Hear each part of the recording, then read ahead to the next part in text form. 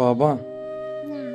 ترامب بقول بده يطلعنا من غزة، انت بدك تطلع من غزة؟ لا، تطن في غزة بدك تضلك في غزة؟ ليش؟ عشان بحب الغزة. انت بتحب غزة؟ يعني بدكش تطلعي؟ طيب بدي اسافرك على قطر، ولا تطن. على الاردن، لا على مصر، لا على تركيا، لا، على اي دولة؟ أنا تطن في الطلعة. بدك تضلك هنا في غزة؟ يعني مش طالعة؟ بس طالعة من الماء. ഫലസ്തീനിലെ ഒരു പിഞ്ചു ബാലികയും അവളുടെ പിതാവിനെയുമാണ് നമ്മളിപ്പോൾ കണ്ടത്. അവളോട് ആ വാപ്പ ചോദിക്കുകയാണ്, മോളെ നമുക്ക് ഈജിപ്തിലേക്ക് പോയാലോ, തുർക്കിയിലേക്ക് നിന്നെ പറഞ്ഞു വിടട്ടെ എന്നെല്ലാം ചോദിക്കുമ്പോൾ ആ മകൾ പറയുന്നുണ്ട്, ഇല്ല, എനിക്ക് എങ്ങും പോകണ്ട, ഈ ഗസയിൽ തന്നെ, ഈ ഫലസ്തീനിൽ തന്നെ എനിക്ക് അടിയുറച്ച് നിന്നാൽ മതിയെന്ന് ആ പൊന്നുമോള് പറയുകയാണ്.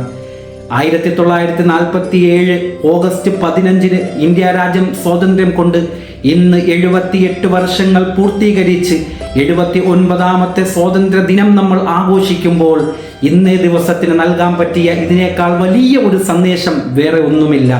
ജനിച്ചു വീണ മണ്ണിൽ ജീവിക്കുവാനുള്ള അവകാശം അത് ആരുടെയും ഔദാര്യമല്ല, അത് ജന്മനാ ഉള്ള നമ്മുടെ അവകാശമാണ്. ഈ രാജ്യത്ത് എത്ര വൈദേശിക ശക്തികൾ കടന്നു വന്നാലും, എത്ര ആക്രമശക്തിയുള്ള ശത്രുക്കൾ കടന്നു വന്നാലും, ഞങ്ങൾ ഇന്ത്യക്കാർ ഒറ്റക്കെട്ടായി നിന്ന് ഒരേ മനസ്സായി ഒരേ മെയ്യായി ഇന്ത്യ എന്നുള്ള വികാരത്തോടു കൂടി ഞങ്ങൾ നിലകൊള്ളുക തന്നെ ചെയ്യും. അതാണ് യൂണിറ്റി ഇൻ ഡൈവേഴ്സിറ്റി, നാനാത്വത്തിൽ ഏകത്വം എന്ന മഹത്തരമായ ഇന്ത്യയുടെ ശ്രേഷ്ഠത ലോകത്തിന് മുമ്പിൽ വിളിച്ചു കാണിക്കുന്നത്.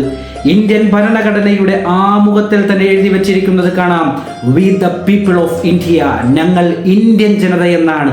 അവിടെ ക്രൈസ്തവനെന്നോ ഹൈന്ദവനെന്നോ മുസൽമാനെന്നോ പാഴ്സിയെന്നോ ജൈനനെന്നോ സിഖെന്നോ കമ്മ്യൂണിസ്റ്റ് എന്നോ ഒന്നും പറയാതെ we the people of India, ഞങ്ങൾ ഇന്ത്യയിലെ ജനങ്ങളാണെന്നാണ് അവിടത്തിൽ പ്രതിപാദിക്കുന്നത്.